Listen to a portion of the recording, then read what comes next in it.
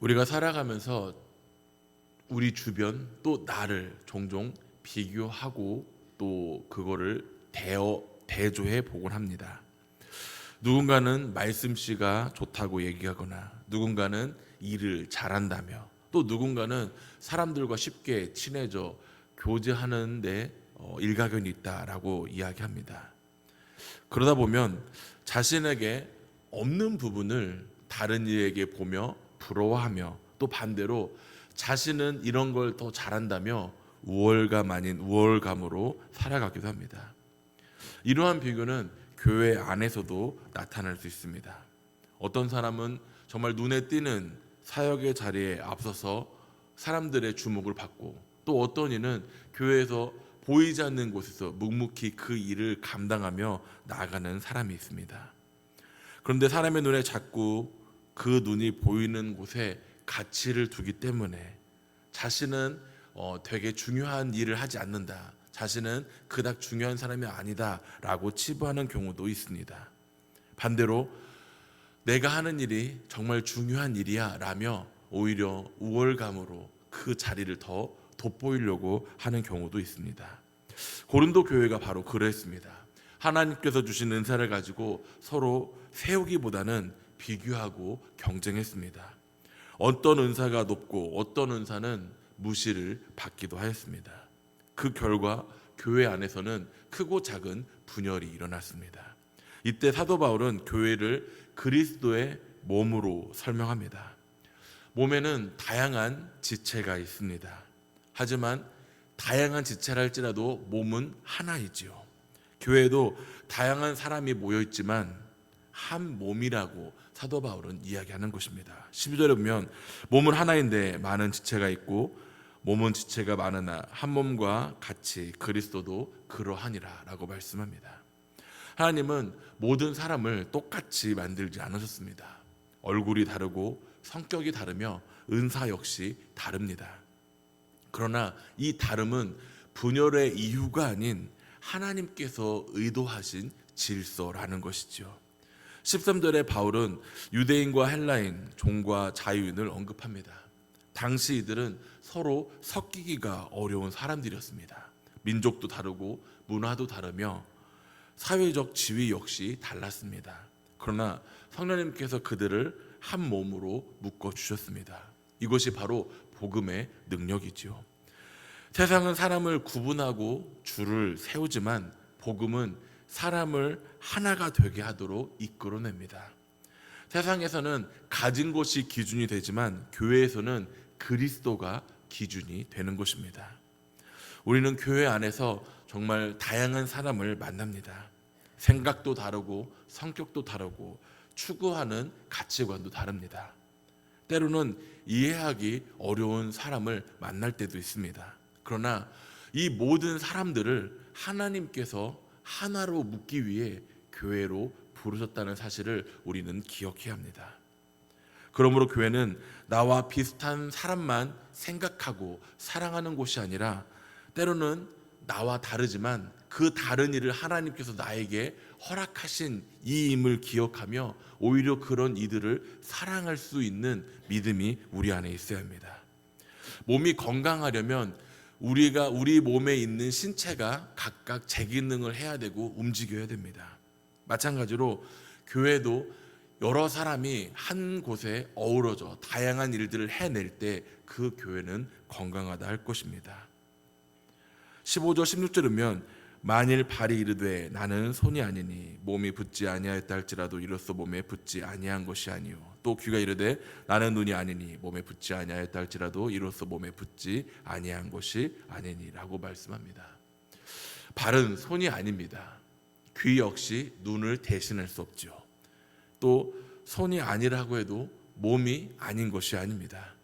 눈이 그 기능을 못할지라도 가치가 없는 것이 아닙니다. 사실 우리의 몸에서 정말 중요하다고 생각되어지는 기관들은 우리 눈에 보이지 않습니다. 예를 들어 심장, 폐, 간, 신장과 같은 기관들이 만약 제 기능을 하지 못한다면 어떠할까요? 그 사람은 온전할 수가 없을 것입니다.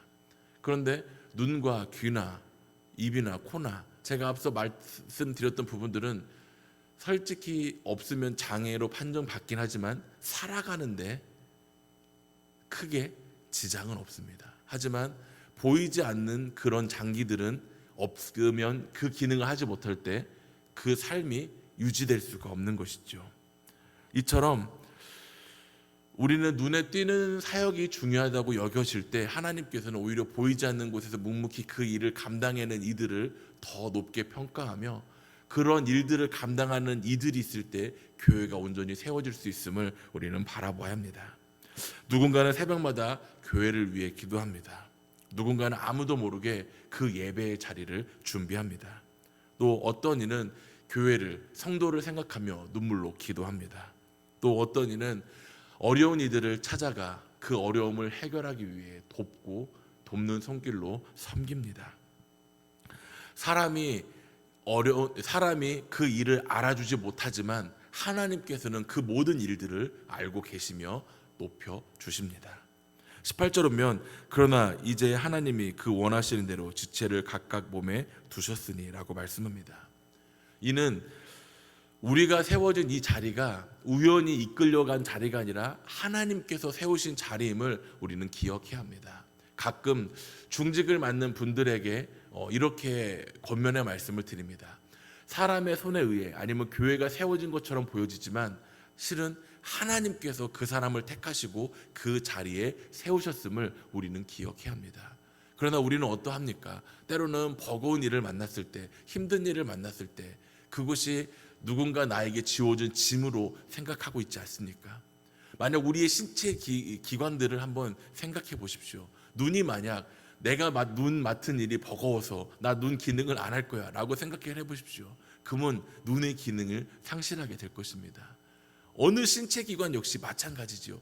그게 너의 일이야 라고 말할 때 나 그 일 못해 거부할 거야 라고 하면 그 몸은 온전할 수가 없는 것입니다. 이처럼 하나님께서 우리에게 다른 사람 또 다른 사명을 주시지만 그 모든 일 역시 하나님께서 맡겨진 일임을 내가 기억할 때 그 일이 짐이 아닌 기쁨으로 나아갈 수 있음을 기억하시길 바랍니다. 마지막 21절 보면 눈이 손더러 내가 너를 쓸데없다 하거나 또한 머리가 발더러 내가 너를 쓸데없다 하지 못하리라. 눈은 몸에서 매우 중요한 역할을 합니다. 그러나 눈이 있다고 걸을 수 있는 것은 아니죠. 또 손이 없으면 일할 수 없고 또 발이 없으면 걸어가지 못하는 것처럼 어떤 지체도 혼자서는 그 일을 하기가 어렵다는 것입니다. 이것은 교회에도 그대로 적용이 됩니다. 교회는 한 사람의 능력으로 세워지는 것이 아닙니다. 목회자 한 사람이 뛰어나다고 해서 그 교회가 잘 운영되는 것이 아닙니다. 장로나 권사 역시 마찬가지입니다. 아무리 뛰어나다 할지라도 그 사람 한 사람의 힘으로는 교회가 결코 온전히 세워질 수가 없습니다. 많은 사람들이, 각 직분자들이, 많은 성도들이 함께 모여 그 맡은 사명을 감당하며 교회를 위해 하나 되기 위해 어우러져 갈 때 그 교회가 진정으로 건강한 교회며 아름다운 공동체임을 우리는 기억할 수 있습니다. 특히 사도 바울은 내가 너를 쓸데없다고 말하지 못한다고 강조합니다. 왜냐하면 교회 안에 역시 한 사람도 쓸모가 없는 이가 없다라는 것이죠. 우리가 볼 때 누군가가 부족해 보일 수도 있습니다. 그러나 하나님은 그 한 사람에게 맡긴 역할이 있다는 것을 우리는 기억해야 합니다. 내가 보지 못할 뿐 하나님은 그 사람을 통해 일하고 있음을 우리는 기억해야 합니다. 그렇기 때문에 우리는 무언가 부족하거나 잘하지 못하는 사람을 평가하기보다는 이 사람 역시 하나님께서 우리 교회에 나에게 붙여준 사람임을 기억하며 오히려 이를 위해 함께 기도할 수 있는 저와 사랑하는 믿음의 백성들이 되시기를 간절히 소망합니다. 교회가 건강할 때의 특징은 서로의 부족함을 지적하는 것이 아니라 서로의 부족함을 채워주는 것이 건강한 교회의 모습이라고 합니다. 오늘 말씀을 통해 크게 두 가지를 꼽아 보았으면 좋겠습니다. 첫 번째는 하나님은 우리 모두를 필요한 존재로 부르셨다는 것입니다. 혹 나는 별거 아닌 사람이라고 생각하거나 지금 내가 맡은 일이 별거 아니라고 생각되어진다면 그렇지 않음을 오늘 말씀을 통해 돌아볼 수 있길 바랍니다. 하나님의 뜻이 없이, 하나님의 뜻 없는 지체를 세워두는 일은 없다라는 사실을 우리는 깨달아야 합니다. 눈에 보이는 모든 것이 다가 아니라 때로는 하나님께서 하나님의 방법으로 일하실 사람을 붙여두고 또 이를 위해 기도하도록 만드신다는 것을 바라보길 소망합니다. 하나님께서 지금 이 자리에 두셨다면 반드시 그 일을 하는 역할이 존재한다는 것이죠. 두 번째는 하나님은 우리를 서로 의지하도록 만드셨다는 것입니다. 앞서 처음 얘기했던 것처럼 교회는 한 사람의 일로 운영되지 않습니다. 각 기관이 있고 또 기관 안에 속한 부서 사람들이 있고 또 우리 사랑방에도 순장이 있다면 순원들이 있어야 그 사랑방이 온전히 세워질 수 있는 것입니다. 그러나 사단은 종종 우리에게 악한 마음을 심어 비교하게 하고 분열을 종용하기도 합니다. 때로는 다른 잘하는 사람들의 모습을 보며 부러워하기도 합니다. 그러나 앞서 이야기했듯 부러움과 불평이 우리에게 있는 것이 아니라 내가 맡은 내 자리에서 하나님께서 주신 사명임을 내가 기억하며 그 사명의 자리를 묵묵히 나아갈 수 있는 우리의 모습들이 되길 소망합니다. 중요한 것은 내가 누구와 같이 있느냐가 아닙니다. 내가 하나님께 맡겨진 자리에 내가 얼마만큼 하나님의 말씀에 순종하며 충성되이 나아갈 수 있냐가 중요합니다. 눈이 손을 부러워할 필요가 없고 손이 발을 무시할 이유가 없습니다. 모든 지체가 자기의 역할을 감당할 때 몸이 건강하듯 교회에서도 나에게 맡겨진 직분, 나에게 맡겨진 역할, 나에게 맡겨진 그 자리를 하나님께서 세우신 자리임을 기억하며 그 자리를 위해 묵묵히 나아갈 수 있는 믿음의 백성이 되길 간절히 소망합니다. 주일 새벽 이 자리 역시 저는 마찬가지라고 생각합니다.